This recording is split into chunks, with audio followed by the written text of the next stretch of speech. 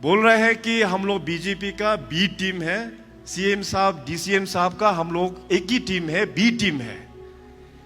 मेरा जवाब यही रहेगा कि बीजेपी का कोई भी बी टीम नहीं है।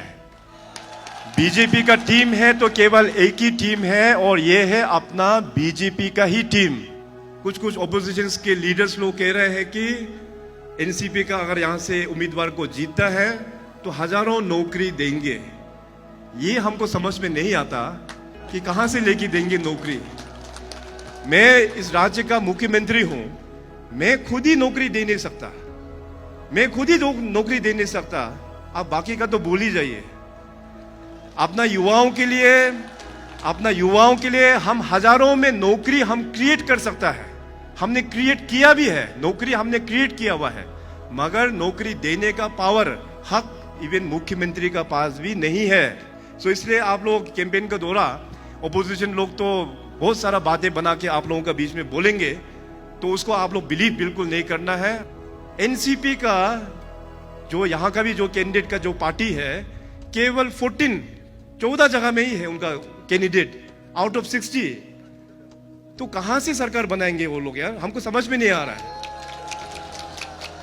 एमएलए का पास में फाइनेंशियल पावर कितना है? केवल एमएलए लेट फंड, एक साल में 3 करोड़ का ही उनका पास अपना फंड होता है। बाकी जितने भी जो डेवलपमेंट का जो फंड है वो देंगे तो गवर्नमेंट ही देंगे, लेकिन कंडीशन वही है कि बीजेपी को छोड़ के दूसरा पार्टी को भेजेंगे तो हमसे नहीं होगा। क्लियर कट, हमसे नहीं होगा। मैं तो देखो अभी तक आप लोगों को देते गया जितना भी जो आप लोग ने काम लगाया। मैं लास्ट टाइम भी बोला था, एक गधा नहीं होता, गधा की तरह काम करते गया। आप लोगों का काम हो जाने का बाद फिर हमको पीठ दिखाना, ये अच्छा बात नहीं है। एक्चुअली में पूरा इंटेलेक्चुअल्स लोग हैं, आप लोग बातचीत करके इस बार इलेक्शन होने से भी यहाँ पे मनी कल्चर प्रवेश होने नहीं देंगे, यहीं से जड़ से निकाल के फेंकेंगे बोल के मैंने अनुरोध किया था, मेरा और आशा भी था। मगर पता चला है इस बार का चुनाव में भी उठा के फेंकने का तो दूर की बात, यहाँ पे फिर डबल हो गया है। अभी यहाँ में कॉन्स्टिट्यूंसी में कोरा सर्कल यहाँ पे हमने दे दिया है। ये परम पुतु सर्कल जो इतना लंबा समय से जो डिमांड था उसको दे दिया है। कोरा सर्कल पहले अनकनेक्टेड था, ब्रिज बना के कनेक्टेड भी कर दिया है, लेकिन तभी भी पता चल रहा है कि कुछ गांव वाला लोग पैसा ही मांग रहा है। सो ये देखिए अच्छा बात नहीं है। मनी कल्चर को लेके आएंगे तो लीडर लोग, अच्छा लीडर कैसे आ पाएंगे? अच्छा लीडर लोग तो हार जाएंगे, पैसा नहीं है।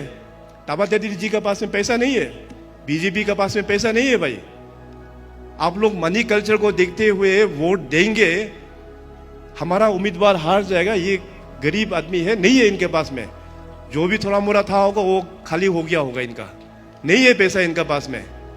तो पैसा लेके वोट देना, this is called murder of democracy.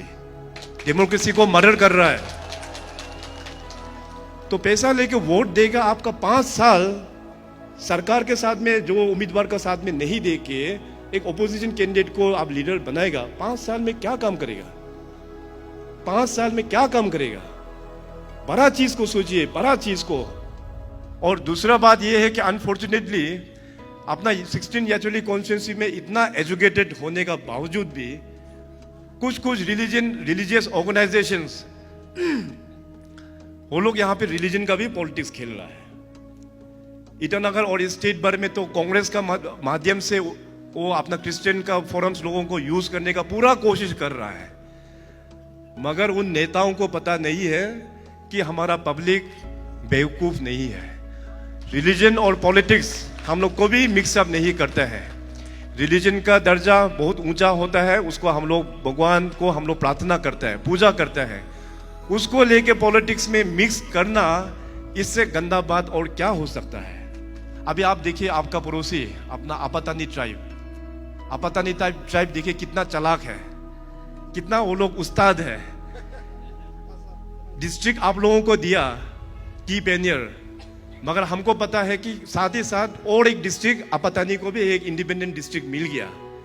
तो आपातानी ट्राइब लोग उल्टा सरकार का साथ में मिलकर अनकॉन्टेस्ट करके अपना हागे आपा साहब को भेज दिया।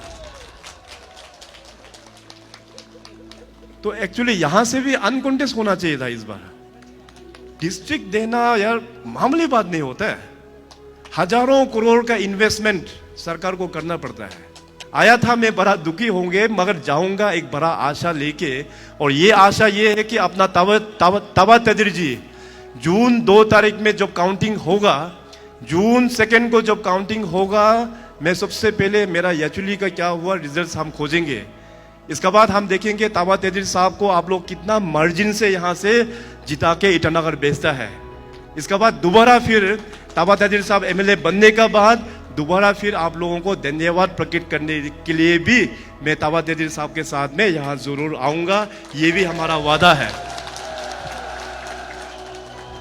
मेरा ये निवेदन रहेगा, जितने भी अपना पार्टी का जेडपीएम्स लोग अभी फिलहाल जो रास्ता भटक के एनसीपी का साथ में चला गया, 17 अप्रैल शाम 5 बजे 17 अप्रैल शाम 5 बजे तक भारतीय जनता पार्टी का गेट जो है वो खुला रहेगा। अपना ही लोग हैं, बीच में भटक गया है, उसको फिर वापस आते हैं तो हम लोग स्वागत करेंगे।